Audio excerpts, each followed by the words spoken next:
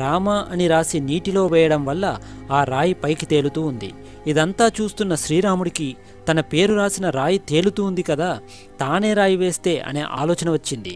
తనకు వచ్చిన ఆలోచనతో రాముడు ఒక రాయి తీసి సముద్రంలోకి విసిరాడు. కానీ ఆ రాయి సముద్రంలో మునిగిపోయింది. అప్పుడు రాముడు ఆశ్చర్యపోయాడు. తాను వేసిన రాయి మునిగిపోవడంతో రాముడు వెంటనే తన పక్కన ఉన్న హనుమంతుడిని అడిగాడు. అప్పుడు హనుమంతుడు, రామ అనే మంత్రం రాసిన రాళ్లే పైకి తేలుతాయి, మీరు వేసిన రాయిపై రామనామం లేదు కదా, అందుకే మునిగిపోయింది అని హనుమంతుడు వివరించాడు. ఇలా రాముడి కంటే రామనామం ఎంతో బలమైంది, శక్తివంతమైంది మరియు విశిష్టమైనదని భావించడం మొదలుపెట్టారు. రామ అనే మంత్రంలో రా, ఆ మరియు మా అనే అక్షరాలున్నాయి.